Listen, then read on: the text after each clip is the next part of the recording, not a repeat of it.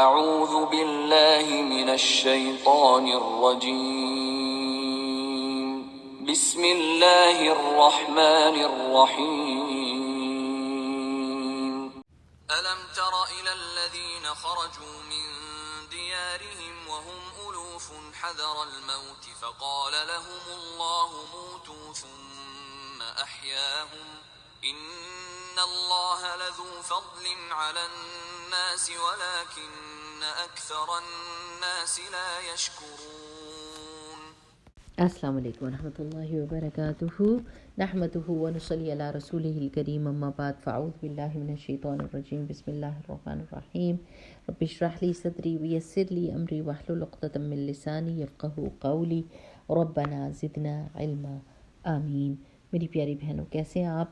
اللہ سبحانہ وتعالیٰ ایمان میں اضافہ کرے، علم نافع میں اضافہ کرے، نیکیوں کی توفیق عطا فرمائے اور ہمارے اجر اور ثواب کو آخرت کے لیے محفوظ کر لے اور ہماری نیتوں کو خالص کر دے، آمین۔ اچھا جی، اب جو ہے آیا نمبر 242 کے اوپر طلاق اور ان کا سارا جو مسئلہ ہے نا، طلاق کا اور رضاعت کا اور عدت کا، وہ سارے مسائل ختم ہوئے، اور اب جو ہے اللہ سبحانہ وتعالی قتال فی سبیل اللہ کی بات کریں گے۔ اور چونکہ وہ جنگ کی بات آگے آنی ہے کہ اللہ کے راستے میں نکلو اور جنگ کرو، تو اس سے پہلے اللہ سبحانہ وتعالیٰ ایک واقعہ مینشن کریں گے جس سے یہ پتہ چلتا ہے کہ تقدیر اللہ کے ہاتھ میں ہے، زندگی موت اللہ کے ہاتھ میں ہے، انسان کتنا بھی بھاگنا چاہے نا موت سے، وہ بھاگ نہیں سکتا۔ تو آیت نمبر 243 ہم پڑھتے ہیں، اعوذ باللہ من الشیطان الرجیم، بسم اللہ الرحمن الرحیم۔ کیا جو ہے وہ حرف استفہام ہے۔ استفہام کس کو کہتے ہیں؟ کوشچن کو۔ یہ کوشچن کرنے کا حرف ہے، جیسے ہم کہتے ہیں نا کیا، تو یہ کیا ہے؟ کیا، لم نہیں، ترا آپ نے دیکھا، یعنی اب یہ کون ہے؟ آپ، ترا دیکھنے میں کوئی بھی آ سکتا ہے، رسول اللہ صلی اللہ علیہ وسلم سے خطاب ہو سکتا ہے، یا پھر جو بھی اس کو پڑھ رہا ہو قرآن کو۔ علم ترا، کیا نہیں آپ نے دیکھا، الا طرف، الذین، اب الذین کا مطلب آپ کو پتہ ہے نا، وہ لوگ جو، الی الذین، طرف ان لوگوں کے جو، خرجو، اس کا روٹ لیٹر کیا ہوگا؟ خراجیم۔ آپ نے دیکھا نا خروج، آپ کو پتہ ہے خروج کا کیا مطلب ہوتا ہے؟ نکلنا نا۔ خرجو، نکلے وہ سب، کہاں سے نکلے؟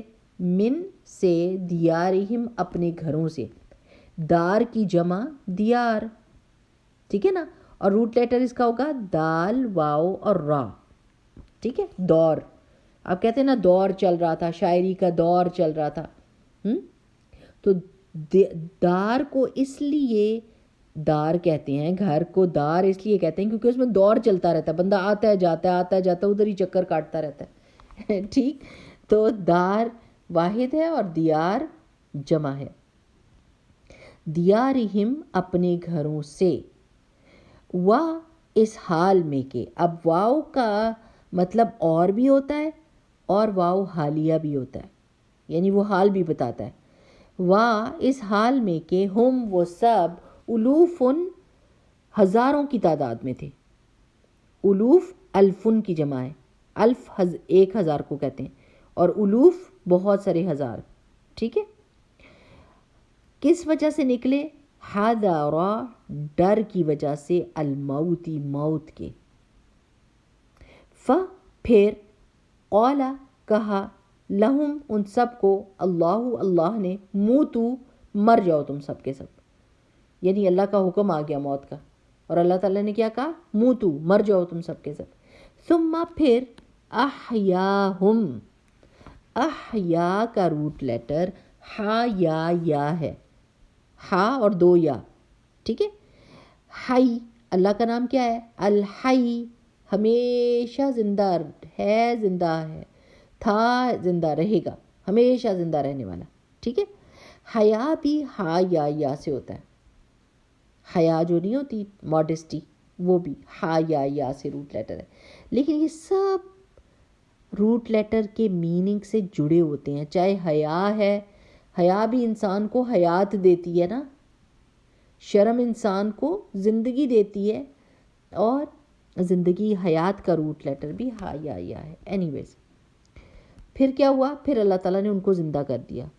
اِنَّا بے شک، اللہ لذو بے شک والا ہے، فضل ذو فضل کا مطلب ہے فضل والا، ٹھیک ہے، ذو ذا ذی اس کا مطلب والا ہوتا ہے. فضل والا ہے علی الناس اوپر لوگوں کے. الناس کا کیا روٹ ہوگا؟ یہ سوچنے کی بات ہے. اس کے بہت سارے روٹ لیٹرز ہیں. ہاں جی، انسانوں کے بہت ساری چیزیں ہیں. ایک ہے نون سین یا. نون سین یا نسی کا مطلب ہوتا ہے بھول جانا. تو انسان موسٹلی کیا کرتا ہے؟ بھول جاتا ہے نا. غم اور دکھ آتے ہیں اور کیسے تھوڑا عرصے کے بعد کیا ہوتا ہے؟ بھول جاتا ہے اس دکھ اور تکلیف کو. بیمار ہوتا ہے اور پھر صحت میں آتا ہے تو بھول جاتا ہے نا. کوئی نعمت ملتی ہے اس کے بعد بھول جاتا ہے. تو بھولنے سے ہے کہ انسان بھلکڑ ہے. اور پھر دوسرا اس کا لیٹر ہے حمزہ نون سین، انس کا مطلب ہوتا ہے محبت. انسان کی خصلت میں ہے کہ وہ محبت چاہتا ہے، انس چاہتا ہے، وہ اس کے بغیر نہیں رہ سکتا، اکیلا نہیں رہ سکتا. ایک اور بھی اس کا روٹ لیٹر مجھے ابھی یاد نہیں، پر اینی ویز انسان کی جمع الناس، ٹھیک ہے. اللہ تعالیٰ تو بڑا فضل والا ہے انسانوں کے اوپر. لیکن اور لاکن ایک جیسے ہی لگتے ہیں نا. لیکن اکثر الناسی لوگوں میں سے اکثر، یعنی اکثریت ان لوگوں کی ہوتی ہے جو کیا نہیں کرتے؟ لا یشکرون، جو شکر نہیں ادا کرتے.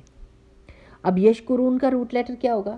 شین کاف را، شکر، ٹھیک ہے. یہ ایک ایسا واقعہ ہے جو کہا جاتا ہے کہ بنی اسرائیل کے ساتھ پیش آیا، اور کچھ لوگ کہتے ہیں کہ کوئی اور لوگ تھے جن کے ساتھ پیش آیا. اینی ویز ان لوگوں کے شہر میں وبا پھیل گئی، اور اس وبا سے کے ڈر سے یہ لوگ نکل کے اس شہر میں سے اور بھاگے، اور سمجھے کہ ہم یہاں سے بھاگیں گے تو ہم موت سے بچ جائیں گے. لیکن ان کو یہ نہیں پتا کہ تقدیر جو ہے نا وہ آ کے رہتی ہے. تقدیر جو ہوتی ہے وہ ثابت ہو جاتی ہے. اللہ سبحانہ و تعالیٰ نے اگر فیصلہ کیا ہوا آپ کی موت کا تو آ کر رہے گی. جیسے رسول اللہ صلی اللہ علیہ وسلم کی حدیث ہے نا کہ اگر تم سنو کہ کسی زمین میں وبا پھیل گئی ہے تو تم اس میں نہ جاؤ، اور اگر تم اسی زمین پر ہو جہاں پر وبا پھیلی ہوئی ہے تو اس سے باہر نہ نکلو فرار کے لیے. کیوں؟ کیونکہ ایسے آپ جا کے باہر بھی بیماری کو پھیلا سکتے ہیں. آج کل تو کرونا وائرس کے دنوں میں یہ بات بڑی سمجھ آتی ہے. تو یہ لوگ ڈرے اور یہ سمجھے کہ ہم اگر اس شہر سے بھاگ جائیں گے اس وبا کے دور میں تو شاید ہم اپنی زندگیوں کو بچا لیں گے. لیکن کیا ہوا؟ ہزاروں کی تعداد میں تھے. اللہ سبحانہ و تعالیٰ نے ارادہ کیا ان کی موت کا، اور اللہ تعالیٰ نے کہا کہ مر جاؤ تم. اب یہ جو ہے نا کہ کلمہ کن سے اللہ سبحانہ و تعالیٰ چیزوں کو پیدا کرتا ہے. ہاں جی بالکل صحیح، اللہ کلمہ کن سے اللہ تعالیٰ کہتا ہے کن تو ہو جا. لیکن اللہ سبحانہ و تعالیٰ اس میں لفظ بھی بولتے ہیں کہ کیا ہو جا، ٹھیک ہے نا. جیسے اللہ تعالیٰ نے قلم کو پیدا کیا تھا اور کہا تھا لکھو، تو اس نے کہا تھا کیا لکھوں، تو پھر اس کو بتایا گیا تھا کہ کیا لکھنا ہے، ٹھیک ہے نا. اسی طرح اب یہ اللہ تعالیٰ کا ارادہ تھا نا کہ ان کو مارنا ہے، تو اللہ سبحانہ تعالیٰ یہ نہیں کہا کن، اللہ تعالیٰ نے کہا موتو، تو وہ سب مر گئے. تو اللہ سبحانہ تعالیٰ کا جس چیز کا ارادہ ہوتا ہے اللہ تعالیٰ وہ کہتے ہیں تو وہ چیز ہو جاتی ہے. تو اللہ تعالیٰ نے ان سب کو ہزاروں کی تعداد میں لوگوں کو کہا موتو، مر جاؤ، اور وہ سب کے سب مر گئے.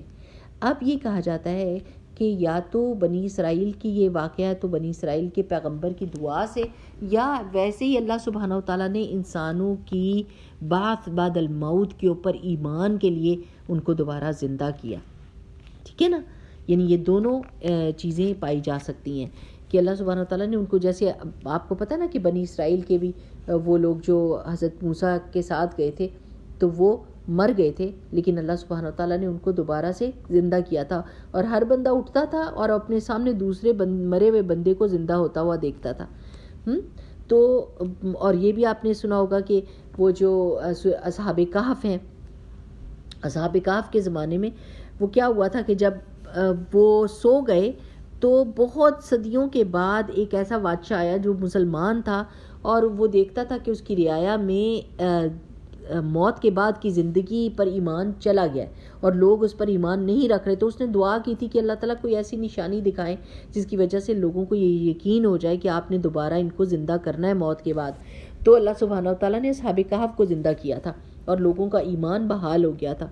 تو اللہ سبحانہ و تعالیٰ یہ معجزے اس لیے دکھاتے ہیں تاکہ لوگوں کو یہ پتہ چل جائے کہ زندگی اور موت دینے کا اختیار صرف اور صرف اللہ سبحانہ و تعالیٰ کے پاس ہے، اور یہ کہ ہم نے اپنی موت کے بعد زندہ ہونا ہے. اللہ سبحانہ و تعالیٰ ہمارے جسم اور روح کو اسی طرح جوڑ دے گا اور ہم زندہ ہوں گے اور اپنی آنکھوں سے قیامت کا منظر دیکھیں گے.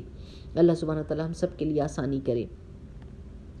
پھر اللہ تعالیٰ کیا کہتے ہیں کہ اللہ سبحانہ و تعالیٰ تو بہت فضل والے ہیں، بہت زیادہ، یعنی انسان کے حق سے بڑھ کر اس کو دیتے ہیں، اپنا فضل اس کے اوپر ظاہر کرتے ہیں. اور یہاں پر دیکھیں علی الناس ہے، اللہ سبحانہ و تعالیٰ سب انسانوں کے اوپر فضل کرتے ہیں، چاہے وہ کافر ہے، مشرک ہے، ہندو ہے، سکھ ہے، مسلمان ہے، سب کے اوپر اللہ تعالیٰ کا فضل ہوتا ہے. ہاں، ایمان والے کے اوپر جو اللہ تعالیٰ کا فضل ہوتا ہے وہ چلنے والا ہوتا ہے، یعنی وہ دنیا میں بھی قائم رہتا ہے اور آخرت میں بھی اللہ سبحانہ تعالیٰ کا فضل جاری رہے گا ایک مومن کے لیے. لیکن کافر اس دنیا میں تو اللہ سبحانہ تعالیٰ کے فضل کے مزے اٹھاتا ہے اور وہ کام بھی نہیں کرتا جو اللہ تعالیٰ نے اس کو کہے ہیں، لیکن آخرت میں اس کے لیے کچھ نہیں ہوگا. ٹھیک ہے، تو ان اللہ لذو فضل علی الناس، بے شک اللہ تعالیٰ فضل والا ہے اوپر لوگوں کے، انسانوں کے، ولیکن لیکن اکثر الناس، لوگوں کی اکثریت، لا یشکرون، وہ شکر نہیں ادا کرتی. یہاں سے ایک بات یہ بھی پتہ چلتی ہے کہ اکثریت جو ہے وہ غلط کام کرتی ہے اور کم لوگ ہوتے ہیں جو حق پر، ایمان پر اور اچھے کاموں پر ڈٹے رہتے ہیں، جمے رہتے ہیں. اور یہاں اور بھی بہت ساری جگہوں پہ یہ مضمون آیا ہے. تو اکثریت لوگوں کی شکر نہیں ادا کرتی، اللہ سبحانہ و تعالیٰ کی تعریف نہیں کرتی، اللہ تعالیٰ کی قدرت کو مانتی نہیں ہے. اب دیکھیں کہ سب سے زیادہ جو تعریف کو ڈیزرو کرتا ہے وہ کون ہے؟ آپ سوچیں نا، آپ تو نہیں ہو سکتے نا.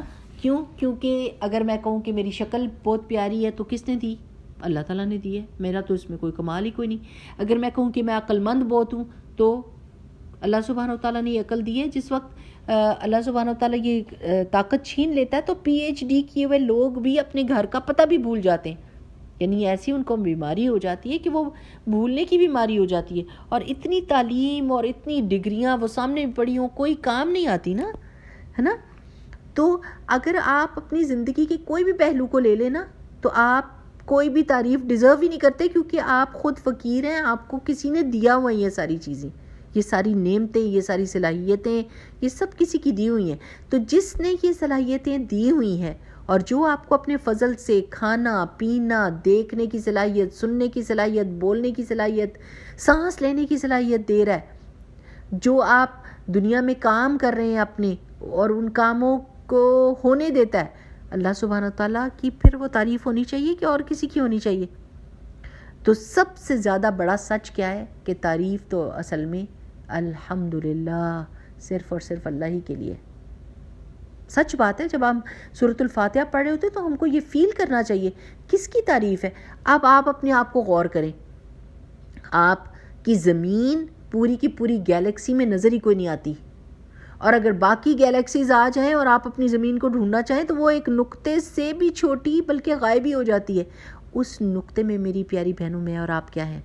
اگر زمین اتنی بڑی جو ہے وہ غائب ہو گئی اللہ تعالیٰ کی تخلیقات میں اور اس کی کوئی حیثیت ہی کوئی نہیں، تو یعنی اتنی چھوٹی اس کی حیت ہے، تو پھر ہم کی طرح ہیں. اور ہم کس کے آگے کھڑے ہو کے بات کر رہے ہیں، کس کی تعریف کر رہے ہیں؟ ملک الملیک کی، جس نے یہ ساری گیلیکسیز بنائی، ساری کائنات بنائی. میں تو آج کل برف پڑتی ہے نا تو میں سوچتی ہوں یا رب العزت، اتنے سنو فلیکس ہوتے ہیں، اتنے زیادہ، اتنی ڈھیر لگی ہوئی ہے برف کہ آپ باہر دیکھیں نا، کرسی بیچ میں کھبی ہوئی ہے برف کے. یعنی گاڑیاں دب گئیں، نظر بھی نہیں آ رہی تھیں، اتنی زیادہ برف پڑ گئی، اتنے بڑے بڑے پہاڑ برف کے کھڑے ہیں، لیکن یہ بھی تو چھوٹے چھوٹے قطروں سے مل کے بنی ہے نا، اور وہ قطرے گنے ہوئے ہیں۔ جب آپ خزاں کا موسم دیکھتے ہیں تو پتے اس قدر زیادہ ہوتے ہیں، یعنی ان جگہوں پر جن جگہوں پر اتنے ابھی درخت بھی نہیں ہیں، رین فارسٹ لے لیں، دوسرے فارسٹ لے لیں، گھنے جنگلات، ان کے اوپر پتے گرتے ہوں گے، کوئی پتا نہیں گرتا مگر اللہ کی مرضی سے۔ ان کی تعداد گنی ہوئی ہے، بارش کے قطروں کی تعداد گنی ہوئی ہے، ریت کے ذروں کی تعداد گنی ہوئی ہے۔ یعنی یہ باتیں سوچ کے تو ایک دم دماغ ہمارا معاف ہو جاتا ہے کہ ہم تو ایک مٹھی بھر ریت کے دانے نہیں گن سکتے، کہاں یہ کہ اتنے بڑے بڑے صحرا ہیں اور ان میں ریت بھری پڑی ہے، کتنی چونٹیاں ہوں گی، کتنی مخلوقات ہیں اس کے بیچ میں، ہاں، اور اللہ تعالیٰ ان سب کو ان کے مطابق کھانا دے رہا ہے، ان کا ماحول دیا ہوا اللہ سبحانہ و تعالیٰ نے، اور وہ ملینز اینڈ ٹریلینز، اور ہم ان کو تو گن بھی نہیں سکتے، اس تعداد میں ہیں۔ تو کس کی تعریف ہوگی میری پیاری بہنوں؟ کس کا شکر ہوگا؟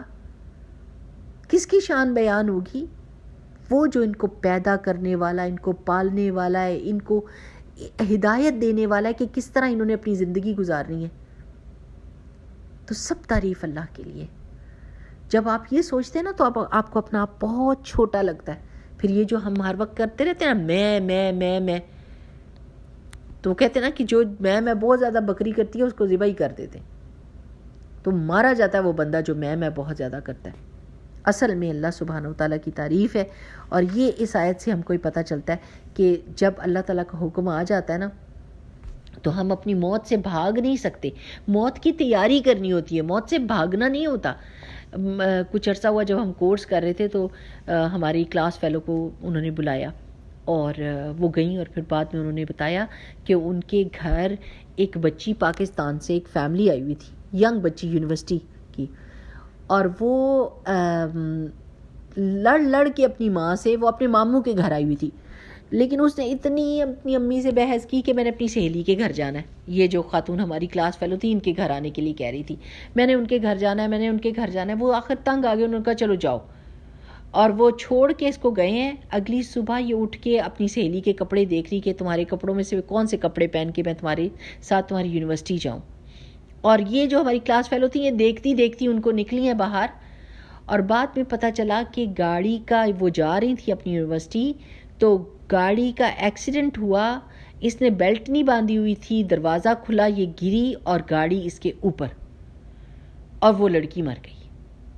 اب آپ سوچیں کہ اگر اس کو یہ پتا ہوتا کہ میں اگر اپنی سہیلی کے پاس جاؤں گی تو میرا ایکسیڈنٹ ہوگا اور میں مروں گی، تو وہ تو بھاگتی وہاں سے، اور وہ پاکستان سے کینیڈا آئی، اور کینیڈا میں اپنے ماموں سے اس سہیلی کے گھر آئی، اور پھر اس نے جس جگہ پہ مرنا تھا وہ وہاں پر پہنچی۔ ابھی پچھلے ہفتے کینیڈا میں ایک اور بڑا دکھ والا واقعہ ہوا ہے کہ پاکستان سے کوئی فیملی آئے ہوئے تھے، اور ابھی وہ اپنے یعنی سیٹل ہونے جا رہے تھے، اور ابھی ہوٹل میں تھے، اور باپ اور بیٹا جو ہیں وہ سڑک پر نکلے، وہ سڑک کراس کرنے لگے ہیں، اور وہ لینے کے لیے جا رہے تھے کھانا، اور بیوی گھر میں انتظار کر رہی ہے، اور کسی گاڑی نے ان کو، وہ جے واکنگ کر رہے تھے، وہ صحیح زیبرا کراسنگ سے انہوں نے کراس نہیں کیا، اور کینیڈا میں تو آپ کو پتہ ہے نا گاڑیاں بہت تیز چلتی ہیں اور ہر ایک کو قانون پتہ ہے نا، لیکن وہ پاکستان سے آئے ہوئے تھے، جیسے پاکستان سے ہر جگہ سے سڑک کراس کر لیتے ہیں، تو انہوں نے جے واکنگ کی، وہ بیچ میں سے کراس کر رہے تھے، تو گاڑی آئی اور اس نے مارا، اور وہ آدمی وہیں پر فوت ہو گئے، ینگ آدمی تھا، وہیں پر فوت ہو گئی، اور بچے کو بہت زیادہ چوٹیں لگی۔ تو اتنا دکھ ہوتا ہے، لیکن یہ انسان کو یہ پتہ ہو کہ میں پاکستان سے اتنا زیادہ خوشیوں کے ساتھ ٹریول کر کے ادھر آ رہا ہوں، اور یہاں کہ میری موت ہو جانی ہے، تو پھر تو وہ آئی نا، لیکن انسان کو یہ نہیں پتہ ہوتا کہ اس کی موت کس جگہ پر آنی ہے۔ لہٰذا تقدیر پر ایمان ہونا چاہیے، اور موت کی تیاری کرنی چاہیے، اور تقدیر سے بھاگنا نہیں چاہیے۔ اب یہ جو اللہ سبحانہ تعالیٰ نے موضوع باندھا ہے نا کہ یہ نکلے موت کے ڈر سے اپنے گھروں سے کہ ہم بچ جائیں گے، لیکن جب موت نے آنا تھا تو آ گئی۔ اب آگے قتال فی سبیل اللہ کی بات آئے گی، انشاءاللہ وہ اگلی دفعہ ہم پڑھیں گے، تاکہ پھر انسانوں کو یہ پتہ چل جاتا نا کہ اب گھر رہیں یا اللہ کی راہ میں نکلیں، جب موت آنی ہے تو آنی ہے، تو اس طرح سے ان کو یہ واقعہ سنا کے پریپیئر کیا جا رہا ہے انسانوں کو کہ آگے کا حکم وہ اس کو اچھے طریقے سے قبول کریں. ٹھیک، چلیں انشاءاللہ تعالیٰ اگلی دفعہ اگلی آیت کریں گے. سبحانک اللہم و بحمدک نشہد ان لا الہ الا انت نستغفرک و نتوب الیک. السلام علیکم ورحمۃ اللہ وبرکاتہ.